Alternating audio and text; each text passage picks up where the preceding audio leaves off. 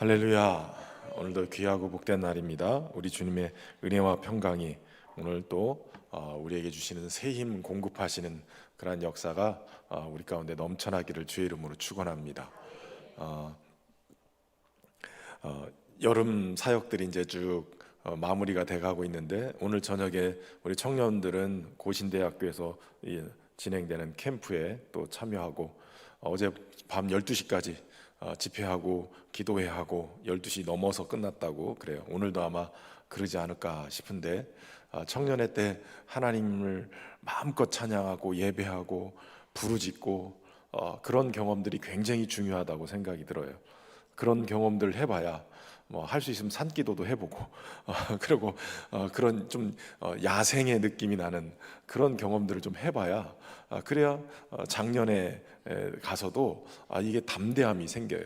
그리고 무엇보다도 하나님을 경험하는 삶이 얼마나 귀한 것인지 거기서부터 시작하기 때문에 아주 굉장히 귀한 거죠. 오늘 저녁에 우리도 함께 기도하겠지만 우리 청년들이 기도하는 그 자리에 하나님의 놀라운 기름 부으심이 임하기를 소망합니다.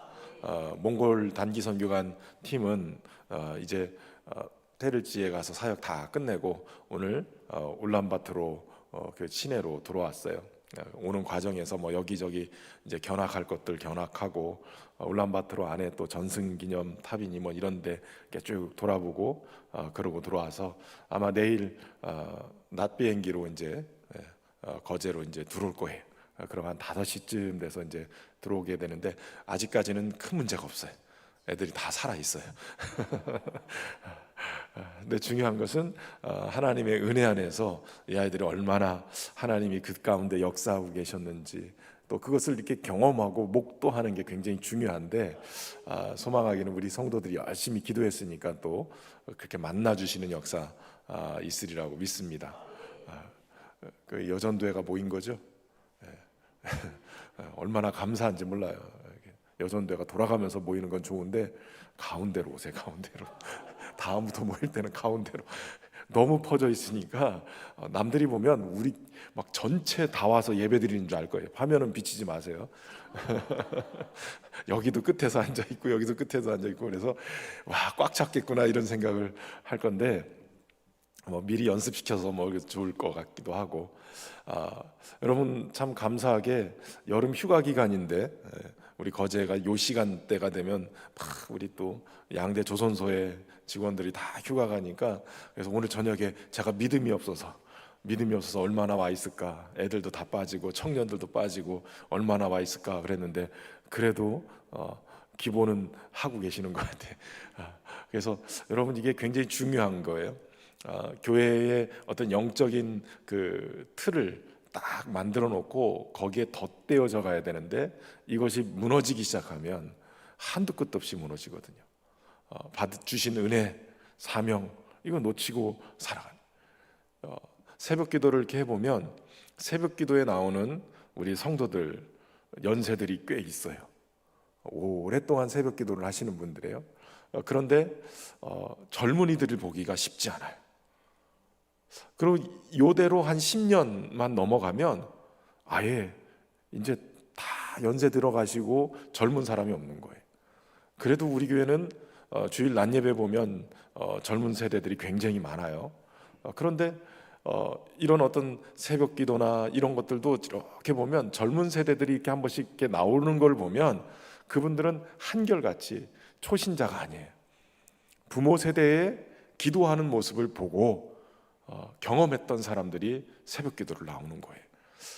어렵고 힘든 일이 생길 때 딱 새벽 기도로 나오기도 하고 여러 모습이지만, 그래도 어렸을 때 새벽 기도라도 와서 한번 기도해 본 사람은 여러 환경 속에서 마음이 울적하고 힘들면 다른 곳 가지 아니하고 기도하는 자리에 오거든요.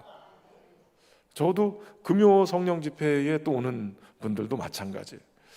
기도하는 것을 경험하고 기도 속에 임재하시는 주님을 어찌됐든 간에 경험하고 내 기도 속에 역사하시는 주님을 경험하면 훗날 우리 자녀들도 그런 경험들을 하게 되는 거예요.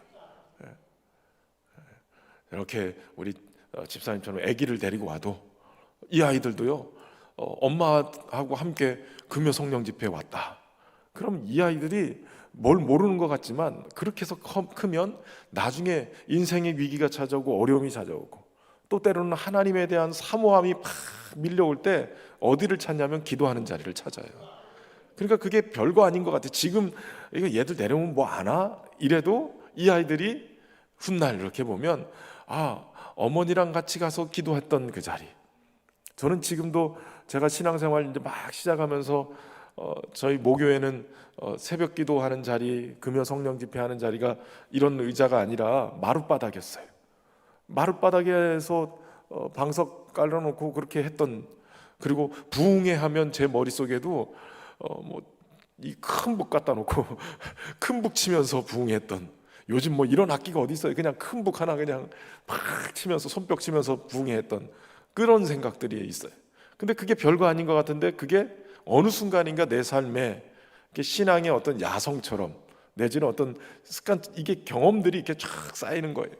그래서 어딜 가든 뭐 북 하나만 있으면 찬양하고, 뭐 악기 없으면 어때요? 그냥 북 하나만 있어도 찬양하고, 국이 없어도 하나님 찬양하고 예배할 수 있는 거죠. 그러니까 오늘 저녁에 여러분들이 이렇게 자리에 앉아서 기도하는 그것이 훗날 상상을 하는 거예요. 신현교회 금요 성령 집회에 여러분들이 그렇게 기도로 뿌려놓은 것이 어느 순간인가는 이게 계속 누적돼서 어느 순간인가 성령께서 역사하시고 팍 일하실 때가 분명히 있어요. 그걸 바라보면서 여러분 기도로 심어가시기를 주의 이름으로 축원합니다. 1차 전도여행을 떠난 바나바와 바울 일행이 구브로 섬에서의 사역을 마치고 이제 육지로 올라왔는데 버가에 이르러서 비시디아 안디옥으로 올라가게 되죠. 우리 지도를 한번 보시면서 살펴보면서 하면 됩니다. 그래서 저 녹색으로 이렇게 표시되어 있는 게 이제 가는 길이에요. 전도여행 실루기아로 와서 구브로 섬의 살라미, 그리고 바보에 가서 종단을 내가지고 구브로 섬에서 사역을 하고, 그리고 저 위로 올라가죠. 그래서 버가에서 저 위에 안디옥이라고 돼 있는 거기는 비시디아 안디옥입니다. 그 비시디아 안디옥에서 또 놀라운 또 복음의 진보가 일어나죠. 부흥이 일어나고, 그러다가 또 유대인들의 이 방해에 의해서 이고니온으로 가게 되죠. 이고니온에 가서 거기서도 회당에서 말씀을 전하니까 허다한 무리들이 막 믿는 역사가 막 일어나요. 그런데 그렇게 엄청나게 유대와 헬라의 허다한 무리가 믿게 되어졌을 때 앞에서 안디옥에서 방해했던 그것이 도리어 이고니온으로 갔을 때 주님은 먼저 가서 일하시고 그 영혼들을 준비시켜 놓고 그리고 이 사역을 감당하게 한 거예요. 그런데 그 사역 속에 함께라는 단어가 굉장히 중요했죠. 바나바와 바울이 함께 사역을 했어요. 그래서 두 사도가 함께 머뭇거리지 않고 함께 사역한 것을 통해서 이 믿음의 역사가, 구원의 역사가 막 일어나기 시작하는 거죠. 여러분, 교회는 함께 해야 돼요. 함께. 혼자 막 가서 복음 전하는 것도 있겠지만 함께 교회 공동체로 불러주신 것은 연합하고 하나 되어질 때 그 속에서 나타나는 주님의 연합의 효과, 시너지의 역사가 막 일어나기 시작하는 거예요. 교회 공동체가 연합해서 사역하면 그 속에서 허다한 무리가 믿는 역사가 일어나게 되죠. 그런데 여기서도 유대인들이 선동을 해가지고 사람들로 하여금 이방인들의 마음을 악하게 만들어서 사도들의 이 사역에 악한 감정을 갖게 만들었다는 거예요. 여러분, 악한 감정을 만드는 것, 이게 악한 역사예요. 악한 역사. 주의 종들을, 말씀을 전하는 사역자들에 대해서 악한 감정을 갖게 만드는 것, 이거를 잘 분별할 수 있어야 돼요. 저희 동기 목사님들이 이렇게 모임하는 그러니까 저희 동갑내기예요. 장신대 졸업하면서 동갑내기 지금 벌써 20몇 년이에요. 그러고 있는데 다 담임을 나갔는데 저만 머리가 검어요. 동갑내인데 다 하얗게 새버렸어요. 근데 다 하얗게 새버렸는데 요 근래 저도 이제 조금씩 새고 있어요. 이유가 뭔지는 모르겠는데 그 친구들의 경험을 보면 담임을 나갔는데 얼마나 힘들게 하는지, 모일 때마다 막 그냥 머리가 다 새버리고 막 그냥 몇 살이 더 늙은 것처럼 그러고 와요. 그러고 와서 딴 데 가서는 말을 못 하는데 거기 와서는 우리 같은 친구들이고 목회자들이니까 탁 쏟아놓는데 말을 할 수 없을 정도의 엄청난 일들이 막 이게 교회에서 일어날 수 있는 일인가 할 정도로 엄청난 일들이 벌어져요. 상담 공부할 때도 목사님 아들이었는데 담임 목사를 하다가 이분이 상담 공부를 하러 왔거든요. 근데 이 수업을 받다가 중간에 사라져 버려요. 도대체 저분은 왜 수업 받다가 중간에 사라지는가 나중에 알았어요. 목회를 하다가 담임 목회를 하다가 엄청난 일을 경험했어요. 성도가 와서 막 멱살을 잡고 막 끌어내리고 이러는 경험을 한 거예요. 거기에 공황장애가 왔어요. 그래가지고 목회를 못하고 몇 년을 그렇게 있다가 이분이 상담 공부를 하겠다고 대학원에 왔어요. 그런데도 수업을 받다가 갑자기 공황장애 증사가 탁 오면 혼자 조용히 나가서 차에 가가지고 우선 그 약을 먹고 조용히 안정을 시키고 그 다음에 다시 들어오는 거예요. 그 상담 공부를 2년 하고 나서 이분이 마지막에 그런 얘기 하더라고요. 간증을 하는데 그래도 이 공부를 하고 나서 이제는 약을 안 먹어도 됐습니다. 그러면서 다시 목회를 할 수 있는 힘을 좀 얻었습니다. 그러고선 가는 거예요. 그러니까 목회 현장이라는 게 우리 신현교회는 너무 좋죠. 다른 어떤 경험들이 우리 교회에서는 일어나지 않고 이 악감을 품는다는 거 이게 참 굉장히 교회를 힘들게 하고 무엇보다도 주의 종들을 힘들게 만드는 거예요. 말씀을 전해야 되는데 이 쉽지 않죠. 그런데 지금 이 사도들은 그런 악감을 품고 있는 사람들이 앞에서 막 이러고 있는 거예요. 그러고 있을 때 그 모습을 보면서도 이분들은 주를 힘입어서 담대히 말씀을 전하는데 오래 있어서 담대히 전했다는 거예요. 그렇게 오래 있어서 담대히 전하니까 그들의 손으로 표적과 기사가 일어나더라는 거예요. 여러분 힘들지만 오래 참고 주를 힘입어서 살아가면 우리의 삶이 말씀이 되고 우리의 삶이 주님이 역사하시는 통로가 되고 우리의 삶이 하나님의 살아계신 증거가 되는 줄로 믿습니다.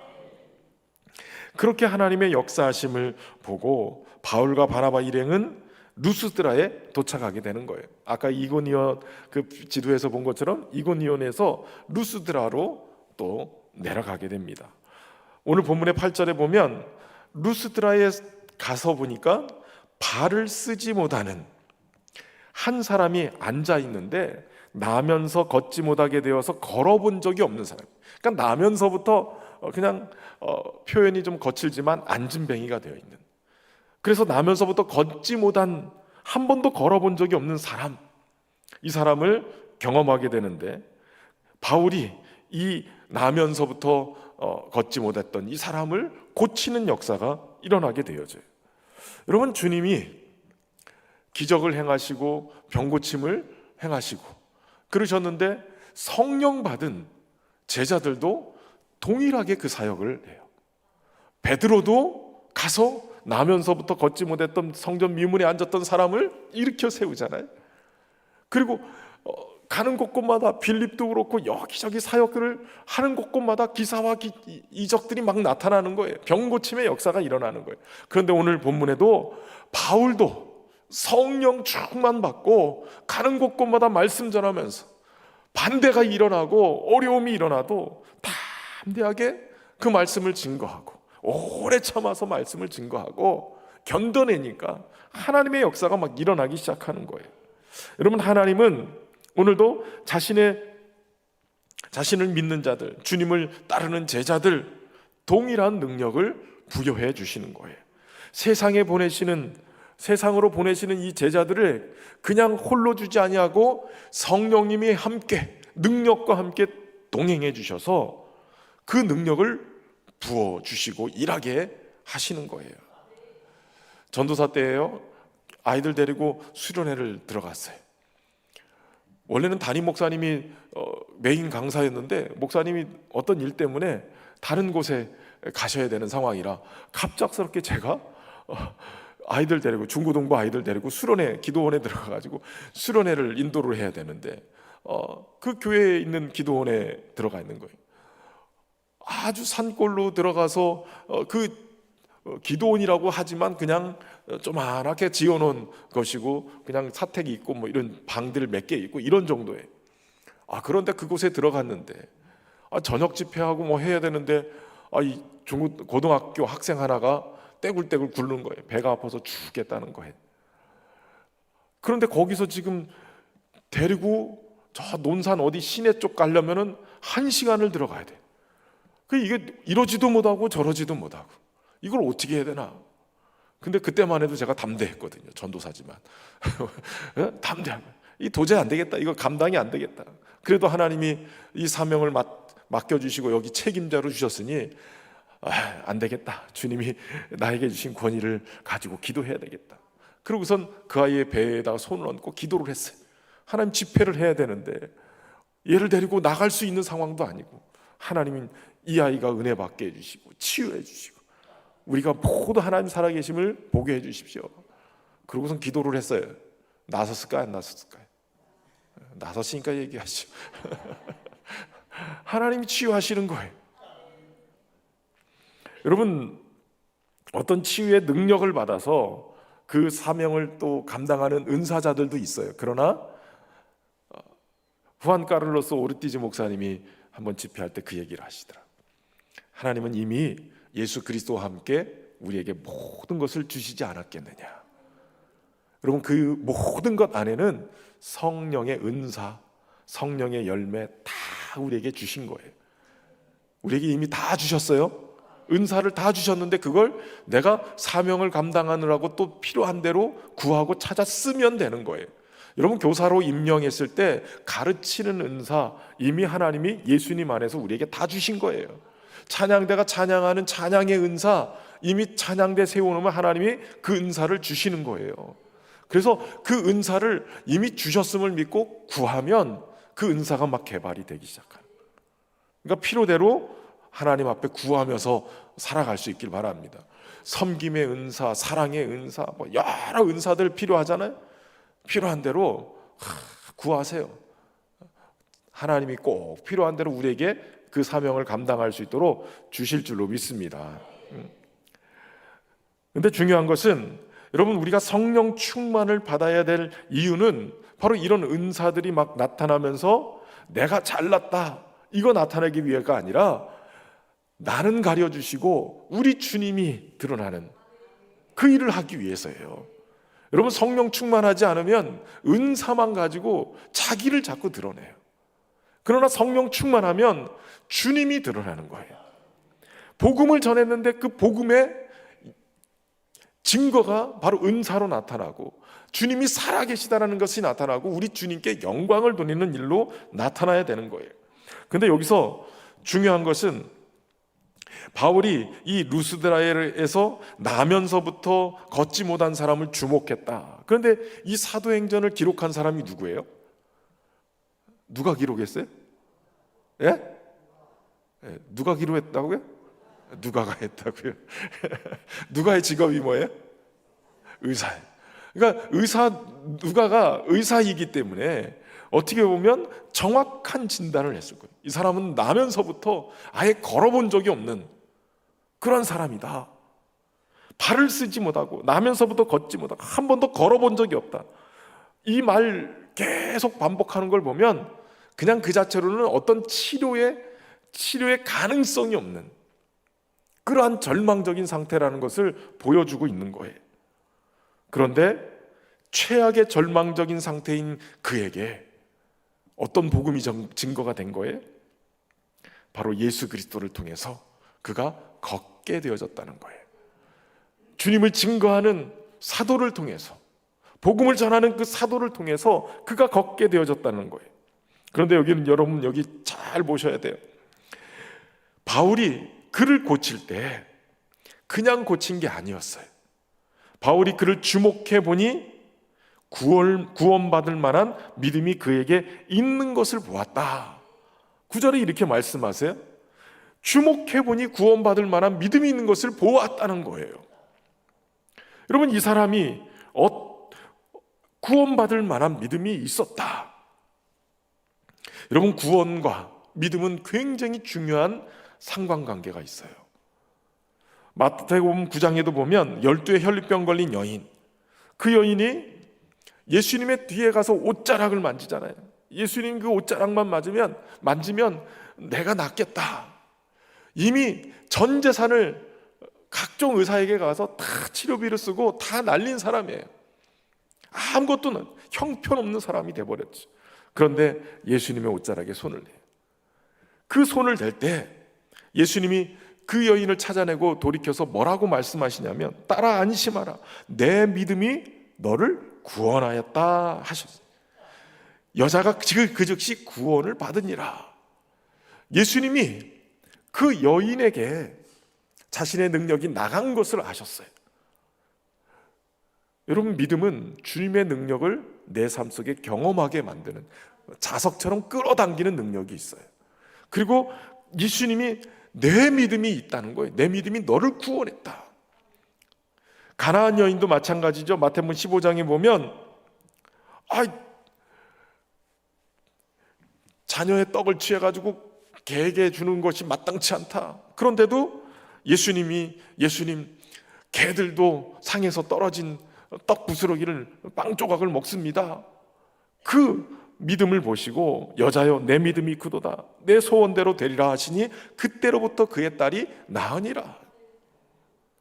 여러분, 맹인 바디메오도 그렇죠. 마가복음 10장에 보면 예수님이 지나가는 걸 보고 소리를 질러요.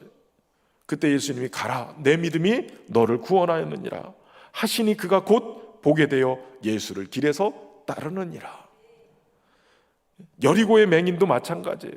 보아라, 내 믿음이 너를 구원하느니라. 여러분, 믿음이 있으면 구원의 역사가 있어요. 그 과정 속에 그의 인생을 절망 가운데로 끌고 갔던 모든 질병이 치유가 되어져요. 여러분, 치유가 구원은 아니나, 그러나 그의 환경에서 노임을 받는 육신적인 구원도 경험하고, 그리고 너의 믿음이 너를 구원했다, 결국은 주님을 믿게 되는 역사가 일어나게 되는 거예요. 여러분, 믿음은 우리의 인생을 구원으로 인도하세요. 그리고 그들에게는 구원받을 만한 믿음이 있었던 거예요. 물론 그들의 영혼의 주님에 대한 간절한 사모함, 절박한 믿음, 이게 작동되는 것은 성령의 역사예요. 성령께서 그에게 역사하시고 구원받을 만한, 아니 주님을 붙들 만한, 그리고 복음을 붙들 만한 그 믿음이 있게 만들어줬다는 거죠. 그럼 여러분, 그 믿음이 어디서 만들어져요? 여러분, 오늘 본문에 보면 9절에 바울이 말하는 것을 어떻게 했다고 그래요? 듣거늘. 나면서부터 걷지 못하게 된 자가, 걸어본 적이 없던 자가 바울이 지금 얘기하는 것을 어떻게 하고 있어요? 듣고 있었다는 거예요. 듣고 있었다는 거예요. 바울이 복음을 전하고 있는 그 자리에, 말씀을 전하고 있는 그 자리에 그가 앉아 있었고 그것을 듣고 있었다는 거예요. 그러고 나서 주목해서 보니 그의 마음에 구원받을 만한 믿음이 있는 것을 보게 됐다는 거예요. 여러분, 바울이 베드로처럼 병자를 보자마자 고친 게 아니라 먼저 말씀을 전했어요. 그리고 그가 그 말씀을 듣고 있었어요. 여러분, 육신의 병을 고치는 것도 중요한 일이긴 하나, 육신의 병만 고쳐서는 구원의 역사가 일어나지 않아요. 저는 은사가 굉장히 충만한 교회에서 사역을 했어요. 거기는 기본이 기도하는 시간이 3시간이에요. 하루에 3시간. 3시간을 기도하지 않으면 이 감당을 못해요. 그런데 그 기도하는 것이 자랑이 되고 의가 돼요. 은사도 역사를 해요. 그래서 기가 막힌 구원받는 역사가 일어나요. 정말 병자들이, 죽을 병 걸렸던 사람들이 막 살아나는 역사들이 일어나요. 거의 그 교회의 항존직의 90%는 죽다 살아난 사람들이에요. 하나님을 이렇게 경험한 사람들이에요. 근데 중요한 거는요, 그렇게 해서 병을 고쳤잖아요. 그 사람들이 잘 믿을 것 같죠. 한 번은 정말 사형 선고를 받았던 분인데, 시한부 인생인데 정말 기적처럼 살아났어요. 그런데 1년 있다가 교회를 안 나오는 거예요. 신방 갔어요. 그랬더니 한다는 소리가 1년 정도 다녀줬으면 됐지요. 1년 정도 다녀줬으면 된 거 아니에요? 이러는 거예요. 제가 그때 깨달았어요. 은사를 통해서 병 고침을 받은 거는 그 병 고침 그 자체로 끝난 거예요. 그러나 구원받을 만한 믿음이 있어야 그가 주님을 따르게 되는 거예요. 그러니까 은사가 역사한다고 구원의 역사가 일어나지 않아요. 은사로 통해서 병을 고쳐도 그 사람이 구원받은 사람이 되어야 돼요. 예수님을 믿는 자가 되어야 되는 거예요. 그래서 바울은 지금 말씀을 전하는 거예요. 말씀을 또 듣는 거예요. 여러분, 그냥 여기 앉아 있다고 말씀이 들리는 게 아니에요. 우리의 영혼의 눈이 열리고 마음이 열리고 하나님의 말씀이 막 들려지고 깨달아져야, 그래야 우리의 영혼이 믿음이 막 생기기 시작해요. 그러므로 믿음은 들음에서 나며 들음은 그리스도의 말씀으로 말미암느니라. 근데 여러분, 여기서 중요한 원리가 있어요. 믿음은 들음에서 나는 거예요. 그런데 제대로 된 믿음, 구원받을 만한 믿음은 뭘 들음에서 나냐면 그리스도의 말씀을 들음에서 나는 거예요. 그러면 다른 말로 표현하면 믿음이 들음에서 나는 건데, 그리스도의 말씀이 아닌 다른 말을 내 안에 자꾸 들으면 그거에 대한 믿음이 생겨버릴 수 있어요. 그러니까 그리스도의 말씀을 통해서 제대로 된 구원받을 만한 믿음을 우리에게 듣게끔 만들고 그것을 깨닫고 붙들어야 되는데, 구원받을 만한 믿음이 아니라 멸망할 만한 믿음을 주님의 말씀이 아닌 다른 곳에서 듣고 와가지고 자꾸 무너뜨리는 경우가 많다는 거예요. 그래서 말씀을 잘못 이해하고 잘못 들으면 망하는 인생이 돼버려요. 망하는 인생. 그래서 딴 데 가서 말씀 듣지 말란 말이에요. 딴 데 가서. 이단들도 다 성경 가지고 다 얘기하고요. 어느 날 보면은 하나님의 말씀을 제껴놓고 정치적인 논리만 막 붙들고 막 얘기하는 경우도 많고, 저 사람은 정말 믿는 사람인가? 말씀이 내 안에 들어와서 내 안에 역사하시고 그리스도를 믿는 흔적이 내 삶 속에 나타나야죠. 말씀의 은혜를 받으면 그래야죠. 근데 말씀의 은혜를 받았다라고 알았는데 보니까 생각과 모든 감정이 다 하나님의 말씀이 아닌 인간적인 계산과 방법, 이걸 가지고 따진단 말이에요. 여러분, 그리스도의 말씀이 내 가슴에 들려져야 돼요. 그래야 믿음이 일어나요. 단지 영혼의 구원뿐만 아니라 우리의 모든 삶의 영역에 주님의 말씀이 들려지고 그것이 믿음으로 행해지고 말씀을 살아냄으로 역사가 일어나는, 그러니까 우리의 지성, 심성, 영성의 자리에 주님의 말씀이 다 장악을 하셔야 돼요. 주님의 말씀이 주인 되셔서 나를 다스려 주셔야, 그리고 그것에 내가 믿음으로 자꾸 반응을 해야 내 믿음이 성장해 가는 거예요. 구원받을 만한 믿음으로 세워지게 되는 거예요. 여러분, 기적은 믿음의 사람들에 의해서 나타나요. 그리고 믿음의 사람들에게 나타나요. 근데 그 기적은 믿음의 역사인 거예요. 믿음의 역사가 우리 안에 일어나기를 주의 이름으로 축원합니다. 바울은 담대하게 큰 소리로 외치죠. 10절에 보니까 내 발로 바로 일어서라, 곧바로 일어서라 하니 그 사람이 일어나 걷는지라.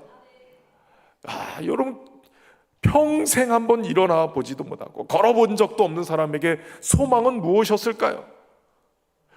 당시의 사람들은 이런 절망적인 그러한 질병은 부모의 죄, 자신의 죄 때문에 이렇게 엄청난 징계를 받았다고 생각을 했을 거예요. 그러니 사람들에게도 계속 손가락질 당하고 그 질병 때문에도 아프지만 질병이 죄 때문이라는 그 생각 때문에 계속 죄인으로 사람들 앞에 제대로 고개도 들지 못하고 살았을 거예요. 그런데 그에게 꿈은 한 번이라도 일어서 봐야 되겠다, 걸어봐야 되겠다, 뛰어봤으면 좋겠다, 이게 간절한 소망이었지 않았을까요? 하나님께서, 말도 잘 안 나오네. 하나님께서 정말 그의 마음에 소망을 일으켜서 예수님을 믿으면 구원을 받겠구나, 예수님을 믿으면 우리의 죄를 담당하신 주님이 우리의 죄를 십자가의 보혈로 씻어주셨으니 이 죄 때문에 걷지 못하는 인생이 걸을 수도 있겠구나. 예수님을 믿으면 내 인생에 나를 올가매고 있던 이 운명의 저주 같은 것, 이거 다 끊어지고 내 인생에 새로운 날이 이르겠구나. 이런 믿음이 그 안에 막 소망 가운데 생겼을 거예요. 그런데 큰 소리로, 왜 큰 소리로 외쳤을까요? 그냥 상상해 보세요. 많은 사람들이 그 안에 있었으면 모든 사람들 앞에서 큰 소리로 외쳤을 거예요. 저 같으면 큰 소리로 못 했을 거예요. 혹시라도 안 일어나면 어떡해. 그런데 큰 소리로 외쳐요. 여러분, 많은 사람들에게 다 들릴 수 있도록 큰 소리로 외칠 수도 있겠지만 그런 생각을 하는 거예요. 이 사람이 수십 년 동안 일어나지 못하고 절망에 마음을 닫아놓고 있을 때 바울은 그 영혼 깊은 곳까지 주님의 말씀이 들려질 수 있도록 그 영혼 깊은 곳에 큰 소리로 너가 내 발로 일어나 걸어라. 여러분, 하나님의 말씀이 우리의 영혼 깊은 곳까지 들어와야 돼요. 그래야 기적의 역사가 일어나는 거예요. 그냥 겉으로만 탁 훑고 지나가는 그런 것에서는 믿음이 일어나지 않아요. 영혼 깊은, 폐부의 깊은 곳까지, 우리의 영혼 깊은 곳까지 주의 말씀이 들어와서 우리의 혼과 관절과 골수를 막 찔러 쪼개고, 그래서 우리 안에 들어와야 치유와 회복의 역사가 일어나게 되는 거예요. 큰 소리로 외쳤어. 바로 일어서라. 바로 일어서라. 완전한 어쩌다가 뭐 얼떨결에 막 이거 기뚱기뚱하고 일어났다가 또 다시 주저앉는 인생이 아니라 완전하게 일어나라고 주님은 말씀하는 거예요. 여러분, 그런데 오늘 우리가 본문에 번역본은 이렇게 그냥 내 발로 바로 일어서라 이렇게 외쳤다고 나오는데, 배자사본이라는 사본이 있어요. 그 사본에는 이렇게 기록되어 있어요. 예수 그리스도의 이름으로 내가 말하노니. 지금 예수 그리스도의 이름으로 라는 말이 이 사본에는, 우리 번역 성경에는 없는데 배자사본에는 예수 그리스도의 이름으로 내가 말하노니 내 발로 일어나, 바로 일어나라, 이렇게 외쳤다는 거예요. 여러분, 예수 그리스도 그분이 우리를 치유하시고, 예수 그리스도 그분이 우리를 일으켜 세우시는 것이고, 그분이, 예수 그리스도 그분의 이름이 우리를 걷고 뛰게 만드시는 분이세요. 그분의 이름의 능력이 오늘도 저와 여러분을 붙들고 있음을 믿으시기를 바랍니다. 마음이 무너져 내리고 영혼이 절망 가운데 주저앉아 있을 때 예수의 이름으로 명하노니 내 발로 일어서라. 여러분, 딴 사람에게 할 게 없어요. 내 심령에게 외치세요. 어떤 상황과 여러 가지 관계 속에서 자꾸 마음이 무너지고 주저앉아서 도대체 일어날 힘이 없는 연약한 무릎에 힘을 주시는 주님의 이름으로 선포하세요. 여러분, 우리가 뭔가를 잘했기 때문에, 어떤 공로가 있기 때문에 주님이 우리를 사랑하신 게 아니에요. 우리가 뭔가를 받을 만한 조건이 되고 그런 능력이 있기 때문에, 예쁨 받을 만한 그런 자격이 있기 때문에 주님이 십자가에서 우리 죄를 위해서 죽으신 게 아니란 말이에요. 여전히 죄인 되었고 여전히 연약해 있고 여전히 원수되어 있는 우리를 주님이 사랑하셔서 대신 죽으신 거예요. 그러니까 자꾸 우리의 자격 가지고 따지고 논하지 마세요. 그것으로 우리가 구원받은 게 아니라 주님이 행하신 것 때문에 우리가 구원받은 거예요. 그분의 이름의 능력이 우리를 일으켜 세울 줄로 믿습니다. 그 이름을 힘있기를 주의 이름으로 축원합니다. 우리 찬양합시다. 깊어진 삶을 주께 드리네.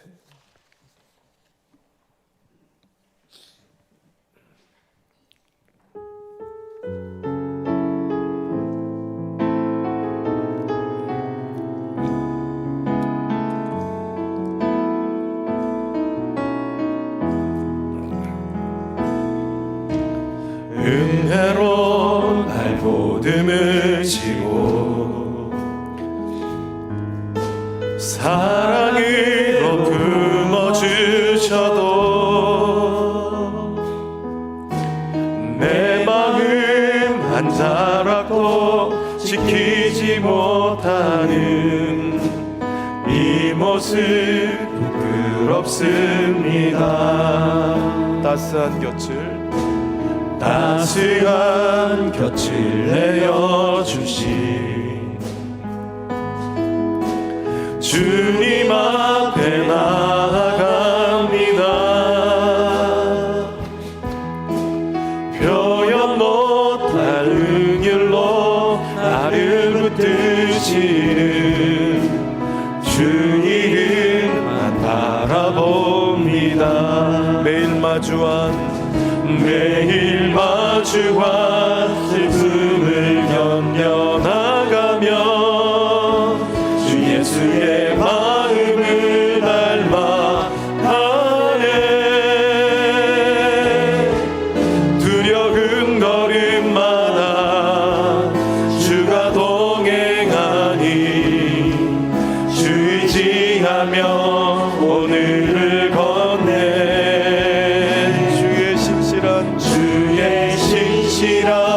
소망을 깊이 담으며 주 예수의 풍요를 채워가네. 하나님의 자녀로 명예 지켜가며 깊어진 삶을 주께 드리네. 은혜로 날 보듬으시고 은혜로 날 보듬으시고 사랑으로 품어주셔도 내 마음 한 자락도 지키지 못하니 이 모습 부끄럽습니다. 따스한 곁을 내어주신 주님 앞에 나아갑니다. 표현 못할 그 길로 나를 붙드시는 주 이름만 바라봅니다. 매일 마주한 슬픔을 견뎌나가며 주 예수의 마음을 닮아가네.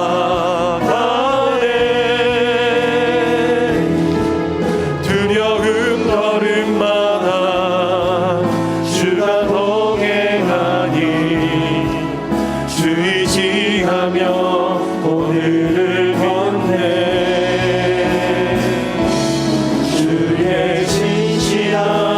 소망을 깊이 담으며 주 예수의 풍요를 채워가네.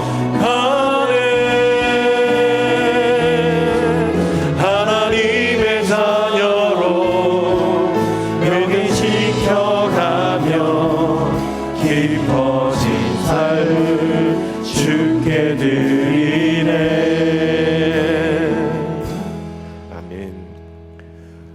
깊어진 삶이 뭘까요? 우리 영혼에 깊이 들어온 그 말씀대로 내가 살아내기 위해서 어찌 보면 그동안 내가 살아왔던 삶의 방식들 다 내려놓고 삶의 지혜들 다 내려놓고 그저 주님의 말씀에 순종하기 위해서 나를 쳐서 복종시키는, 그러면서 그 말씀이 내 삶에 깊이 들어와서 내 삶을 확 끌고 갈 수 있는 그런 역사가 일어날 수 있는, 그게 깊어진 삶 아닐까요?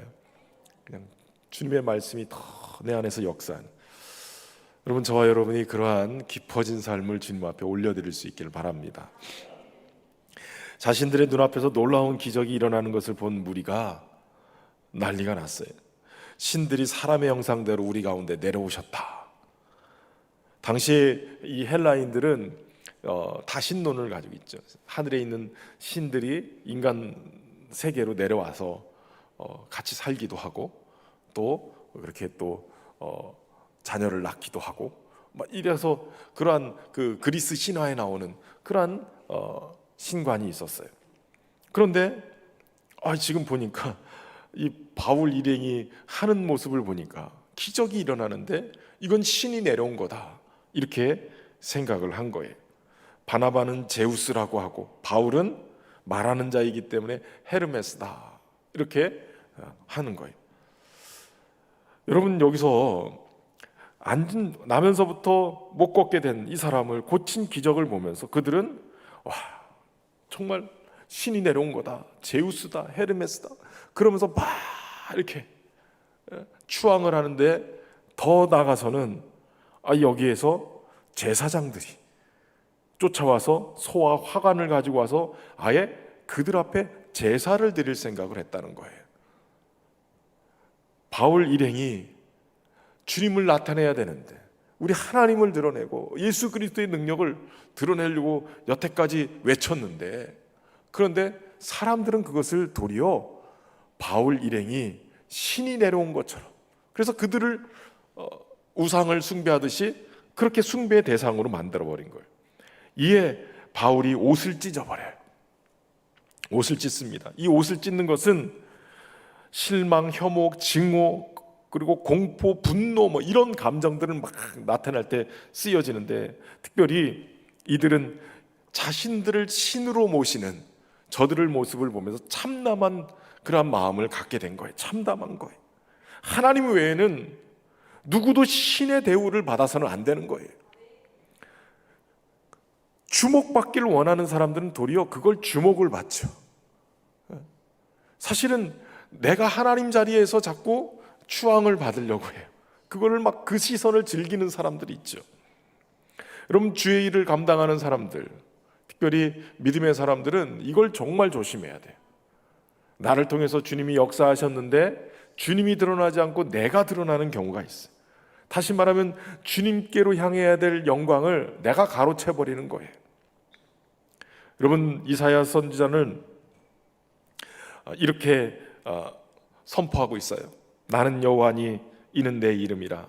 나는 내 영광을 다른 자에게, 내 찬송을 우상에게 주지 아니하리라. 여러분, 우리 하나님은 자신의 영광을 다른 이에게 빼앗기길 원치 않으세요.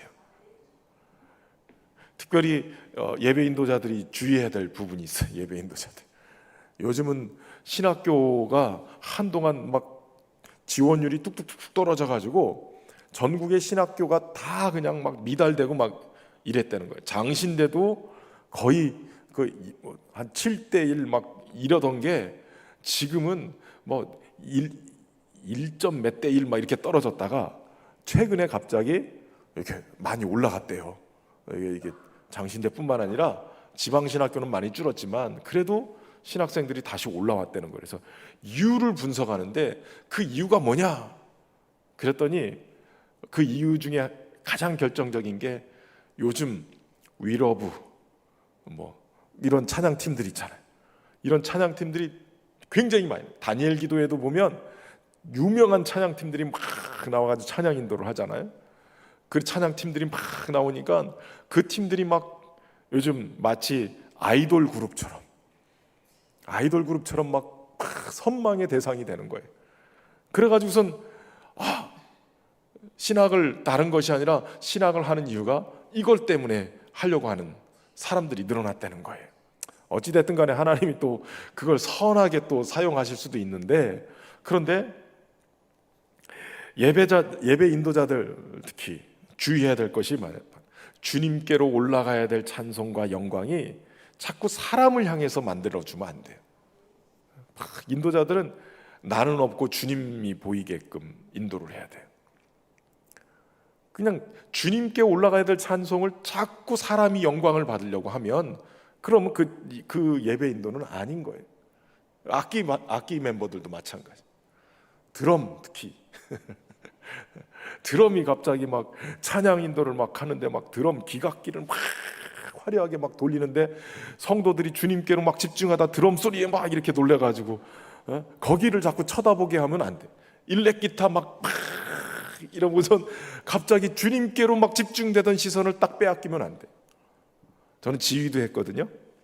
지휘도 전공을 하다가 뭐 했는데, 저희를 가르쳤던 교수님이 교회 찬양대 지휘는 절대로 화려하면 안 된다.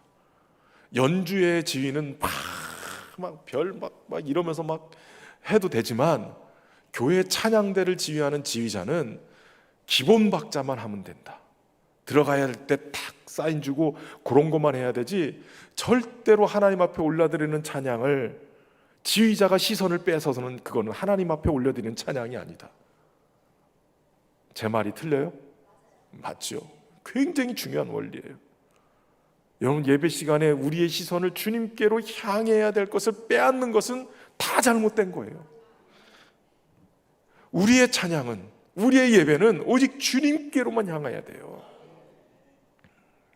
그래서 바나바와 사울이 옷을 찢고 사람들에게 뛰어들어가서 얘기하는 거예요.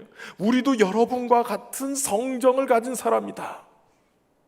우리도 여러분과 같은 성정을 가진 사람이다. 대부분의 사람들은 자신을 막 높여주면 막 그 자리에서 안 내려오려고 그래요. 나를 막 추앙하고 잘났다고 막 이러는데, 정치인들이 한번 그 맛을 들이면 안 내려오려고 그러잖아요. 뭐 이거 무대에서 막 자꾸 뭘 하려고 그러면 자꾸 안 내려오려고 그래요. 그런데 바울과 바나바는 아니에요. 우리도 여러분과 같은 성정을 가진 사람이다. 이 말은 마치 세례요한이 이런 얘기를 한 것과 같아요. 그는 흥해야 하겠고 나는 쇠하여야 하리라. 당시에 가장 주목받던 세례요한, 모든 사람들에게 존경받던 세례요한이 제자들이 쫓아와서 얘기하는 거예요. 그 주님께 세례받았던, 그 주님이 증언했던 그분이 가서 지금 사람들에게 세례를 주고 있다. 그러니까 어떻게 좀 말려보시라, 내지는 지금 당신이 그동안 해왔던 것을 저 사람이 지금 다 명성을 가져가니 어떻게 좀 해보시라. 요한의 제자들이 그렇게 말할 때 요한이 이 얘기를 한 거예요. 그는 흥해야 하겠고 나는 쇠하여야 하겠다. 여러분, 주님 앞에서 우리는 쇠하고 주님이 높아져야 돼요. 우리의 봉사, 섬기는 일, 정말 땀 흘리고 수고하고, 올해 얼마나 또 여름이 엄청 더웠잖아요. 그럼에도 불구하고 땀 흘린 교사들, 또 주방에서 봉사하신 우리 여전도 회원들, 우리 차량부, 여기저기서 뛰어다녔던 막 교사들, 뭐 얼마나 땀 흘렸어요. 그런데 그렇게 땀 흘리고 수고한 것도 주님이 드러나야 되는 거예요. 나는 쇠어야 되겠고 주님이 흥하여야 되겠다. 그 고백을 할 수 있어야 되는 거예요. 바울은 자신들의 생명을 위협받으면서도 복음을 전하는 이유에 대해서, 여러분에게 복음을 전하는 것은 이런 헛된 일을 버리게 하려고, 사람을 신이라고 추앙하고 그냥 천지 만물을 지으신 하나님이 계심에도 불구하고 그것들을 자꾸 우상 숭배해가지고 하는 일들 벗어버리게끔, 그리고 하나님께로 돌아오게끔 하기 위해서 일을 하는데, 우리를 갑자기 제우스다 헤르메스다 이래가지고 우상숭배처럼 하려고 그러니 이건 아니라는 거예요. 여러분, 그러면서 하나님을 믿지 않는 자들에게도 하나님이 햇빛과 비를 주셔서 그들이 양식을 먹게 한 것처럼, 하나님이 여전히 그들에게도 은혜를 베풀고 계시다. 지나간 세대에는 이거 알지 못해서 그냥 주님이 넘어가 주셨지만, 이제 우리가 제대로 진리를 전하기 위해서 오지 않았느냐. 주님의 말씀 전하니 이 헛된 일에서 벗어나라는 거예요. 로마서 1장에도 보면 주님이 지으신 세상 속에 하나님을 알만한 것들이 그들 속에 있다라고 얘기했어요. 하나님의 이 보이지 않는 것들, 영원한 능력과 신성, 그 만물 안에 분명히 보여서 알게 만드셨다는 거예요. 그런데 사람들이 타락한 본성이 어느 순간인가 썩어져서 미련한 마음이 어두워져 가지고 하나님이 지으신 세상을 보고 동물을 보고 그것들을 보고 썩어질 사람과 지새와 짐승과 기어다니는 동물의 모양의 우상으로 하나님의 영광을 바꿔버렸다는 거예요. 이게 인간의 죄예요. 살아계신 하나님, 천지를 지으신 하나님이 계심에도 불구하고 우리의 본성은 자꾸 우상을 만들어가는 거예요. 여러분, 눈에 보이는 천하대장군, 지하장군, 불상 이런 거 놓고선 우상이라고 생각하시나요? 그것만이 아니라 우리 마음에서 하나님보다도 더 의지하고 있는 것, 팀 켈러 목사님은 아예 그게 없으면 우리의 마음을 안정하지 못하고 불안해하는 거, 이거 우상이라는 거예요. 하나님 말고 돈이 떨어지면 불안해.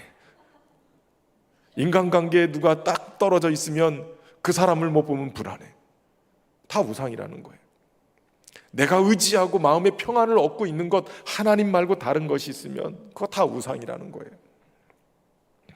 여러분, 우리의 진정한 신앙은 뭐예요?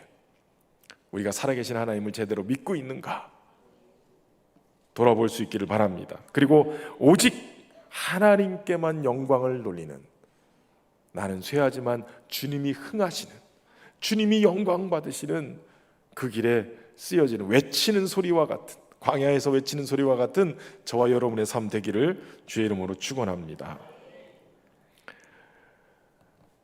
금방까지 제우스고 헤레메스라고 추앙하던 이 사람들이 또다시 방해 세력을 위해서, 앞에서 얘기했던 이 바울과 바나바의 일행을 계속해서 반대하고 악감을 일으키고 힘들게 만들었던 그들이 또 와서 여기서도 또 문제를 일으켜요. 여러분, 그런데 여기서 그들이 또 와서 사람들을 충동해요. 그렇죠? 그런데 그 충동하면서 돌로 바울을 쳐서 죽은 줄 알고 아예 시외로 끌어내다 버리는 일이 벌어져요. 조금 전까지만 해도 자신들이 신이라고 추앙하고 제사까지 드리려고 했던 바울 일행을 돌로 쳐서 바울이 아예 죽은 줄 알고 내다 버렸단 말이에요. 여러분, 사람들은 고집이 있어요. 내가 만든 신, 다시 말하면 내가 추앙한다고 할 때 그거 받아들이지 왜 거절했냐 이거예요. 가만히 생각해 보면 내가 신보다 더 높은 자예요. 어찌 보면 우리의 우상 중에 가장 큰 우상은 나라는 우상일 거예요. 내 마음에 안 들면 신도 얼마든지 돌쳐서 버려버릴 수 있는 존재. 내 마음에 안 들면 하나님이 보내신 메시아라 해도 십자가에 얼마든지 내버릴 수 있는 존재. 내가 가장 큰 우상인 거예요. 내가 만든 하나님, 내가 원하는 대로, 내가 섬기길 원하는 대로 안 되면 아무것도 없어요. 과감하게 버리는 거예요. 하나님의 말씀대로 주님을 섬기고 하나님이 인도하시는 대로, 선한 대로 내가 믿고 따라야 되는데 내가 생각하고 내가 기도한 대로 안 되다고 하나님을 외면해 버려요. 벗어버려요. 언제 하나님이 우리를 사랑했습니까? 왜 언제 하나님이 우리의 기도에 응답하셨습니까? 왜 하나님이 내 기도에 꼭 응답해야 되고 왜 하나님이 나에게 그런 사랑을 베풀어야 되는지. 여러분, 하나님이 우리한테 빚진 것도 아닌데 꼭 이렇게 해야 된다라고 그 당위성이 어디 있어요? 우리가 하나님한테 뭘 해줬길래 하나님은 나한테 이렇게 해줘야 된다고 그렇게 요구하냐 말이에요. 언제 우리를 사랑했냐고 그렇게 따지냐고요. 하나님이 꼭 우리를 사랑해야 되는 것처럼, 너무 당연한 것처럼. 여러분, 그런데 우리의 이 모습 때문에 예수님은 그거 아시면서도 십자가에 죽으신 거예요. 우리의 연약함이 얼마나 극악무도한지 다 드러내시고 십자가에 죽으신 거예요. 여러분, 내가 믿고 싶은 대로 하나님을 믿고 계세요? 아니면 하나님 말씀하신 대로 성경에서 그려주고 있는 하나님을 내가 정말 믿고 계시는 거예요? 믿어주고 계시는 거예요? 믿고 계시는 거예요? 믿어야 돼요. 하나님을 제대로 섬겨야 돼요. 하나님을 하나님으로 인정하고 섬겨야 그 안에 역사가 일어납니다. 바울을 돌로 쳐서 죽은 줄 알고 시외로 가서 내쳤는데 그 모습을 제자들이 둘러본 거예요. 근데 놀라운 것은 여러분, 그 최후를 지켜보고 장례를 치르기 위해서 모였는지 제자들이 둘러보는데 오늘 성경을 보니까요, 바울이 갑자기 일어서요. 아무 일이 없었던 것처럼 일어서서 그 성에 들어가게 되어져요. 기적적으로 죽었다가 소생한 것처럼 보이는데 더군다나 즉각적으로 막 벌떡 일어나는 모습이 어찌 보면 기적이에요, 기적. 여러분, 우리는 얼마나 많은 인생의 돌팔매질을 당해요. 여러 사람들, 사람들 속에 말로 뭐 어떤 시기의 눈으로 별별 돌팔매질을 당해요. 복음으로 살아가는, 예수님 믿고 살아가는 것 때문에 그렇게 많은 공격을 받지만, 그래서 죽은 것 같지만, 여러분 놀라운 거는 죽은 것 같지만 회복되는 것도 기적이고 주님의 은혜가 그 안에 역사하는 게 기적인 거예요. 다시 말하면 오늘 내가 사는 것도 기적이에요. 내가 살아가는 것. 그럼에도 불구하고 바울은 그 성에 들어갔다가 이튿날 바나바와 함께 더베로 가서 또 복음을 전해서 많은 사람을 제자로 삼았다고 성경은 기록해요. 근데 여기서 중요한 것은 여러분, 바울이 이렇게 죽다 살아나는 경험을 하고 그럼에도 불구하고 다시 가서 복음을 전하는 이 모습 속에 누가 있었냐면 아마도 청년 디모데가 함께 있었던 것 같아요. 죽을 뻔하다가 겨우 살아났는데 또 다시 가서 복음을 전하는 그 복음의 열정을 보면서 더베 사람 가이오도 이때 믿었을 거라고 믿어요. 그러니까 여러분, 누군가가 헌신하는 모습, 복음의 열정을 가지고 일하는 모습을 보면서 믿음의 후배들이 키워지는 거예요. 그런 사람들이 생겨나기 시작하는 거예요. 여러분, 올 여름에도 열심히 수고하고 땀 흘리고 또 뒤에서 기도하고 애써주신 것, 그것 다 믿음의 후배들이 그걸 보고 따라가는 거예요. 저렇게 하는구나, 저렇게 살아야 되는구나, 저렇게 믿음 생활해야 되는구나. 바울의 이 모습을 통해서 디모데와 가이오가 믿음을 일으키고 많은 믿는 자들이 세워지게 되는 거예요. 한 알의 밀이 땅에 떨어져 죽지 아니하면 한 알 그대로 있고 죽으면 많은 열매를 맺게 되는 거예요. 이런 은혜가 저와 여러분 안에 있기를 주의 이름으로 축원합니다. 그런 믿음으로 고백하고 살아가기를 주의 이름으로 축원합니다.